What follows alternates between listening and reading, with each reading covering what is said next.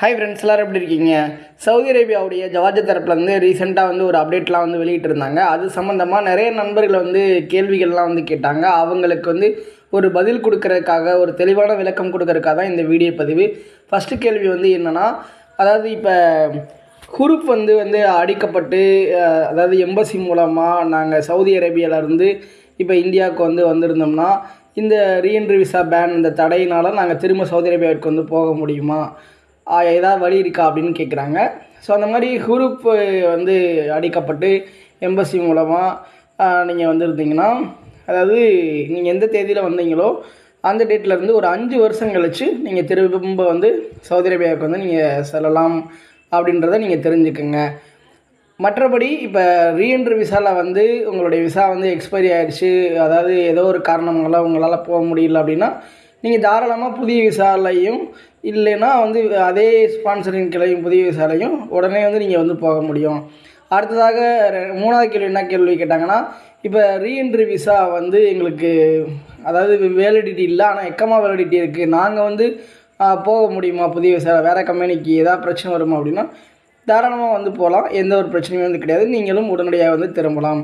அது எப்போ இருந்து நம்ம திரும்ப சவுதி அரேபியாவுக்கு முயற்சி பண்ணலாம் அப்படின்னா, நீங்கள் எப்போ வேணாலும் முயற்சி பண்ணலாம். அதாவது சவுதி அரேபியா இந்த ரீஎன்ட்ரி விசாவில் அவங்களுடைய அந்த தடையை அந்த 3 வருஷம் தடை, இதுக்கு முன்னாடிலாம் விசா எக்ஸ்பைரி ஆகிடுச்சு, நீங்கள் சவுதி அரேபியா திரும்ப முடியாமல் இருந்துச்சா 3 வருஷம் தடை இருந்துச்சு. இப்போ அந்த தடையை நீக்கிட்டாங்க. அதனால் நீங்கள் இனிமேல் எப்போ வேணாலும் நீங்கள் கிளம்பலாம். அது கடந்த ஜனவரி 16ஆம் தேதி முதலே அமலுக்கு வந்துருச்சு. ஸோ தாராளமாக செல்லலாம்.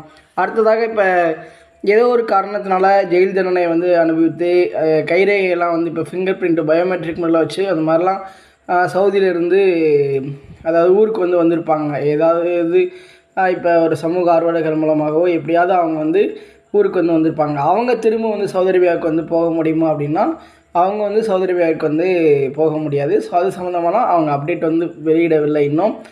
அடுத்ததாக சில நண்பர்கள் என்ன கேள்வி கேட்டாங்கன்னா, இதெல்லாம் வீட்டு பணியாளர்களுக்கு, ஹவுஸ் டிரைவர் அப்படி பணிபுரியவர்களுக்கெல்லாம் பொருந்துமா அப்படின்னு கேட்குறாங்க.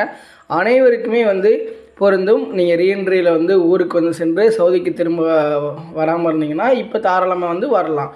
ஸோ ஒன்றும் பிரச்சனை கிடையாது. புதிய விசாவில் எந்த ஒரு நிறுவனத்துக்கும் இல்லை, அதாவது நீங்கள் சவுதிக்கு திரும்புவதில் எந்த ஒரு பிரச்சனையும் கிடையாது அப்படின்றத மட்டும் தெரிஞ்சுக்கோங்க. இது அனைவருக்குமே பொருந்தும் இந்த அறிவிப்பு அப்படின்றத தெரிஞ்சுக்கோங்க. நீங்கள் வீட்டு பணியாளர்களாக பணிபுரிந்தாலும் சரி, டிரைவர், ஹவுஸ் டிரைவர், அதே மாதிரி கம்பெனியில் வேலை பார்க்குறவங்க எல்லாருக்குமே ஸோ அந்த சவுதி அரேபியா சமீபத்தில் வெளியிட்டிருந்த அந்த ஜவாஜாத் அப்டேட், அதாவது ரீஎன்ட்ரி விசா, அந்த விசா அவங்களுக்கு சப்போஸ் எக்ஸ்பைரி ஆகிடுச்சுன்னா 3 ஆண்டு தடைகள் நீக்கம் அனைவருக்குமே பொருந்தும் அப்படின்றத தெரிஞ்சுக்கோங்க.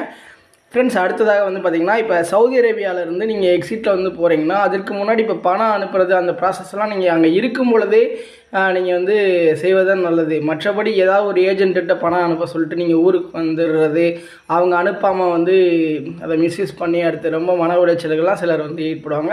எப்படினாலும் நீங்கள் எக்ஸ்சேஞ்ச் மூலமாக பணம் அனுப்புவது, ஒரு எவிடன்ஸ் இருக்கணும். நீங்கள் பணம் அனுப்புறது ஒரு பேங்க் மூலமாக அனுப்புறது, இல்லைன்னா ஒரு அத்தாரைஸ்டு அப்ளிகேஷன் மூலமாக அனுப்புறது, எதுனாலும் நீங்கள் சவுதியில் இருந்து கொண்டே இந்த பணம் அனுப்புதலுக்குரிய அந்த எவிடன்ஸ் எல்லாமே வச்சுக்கோங்க.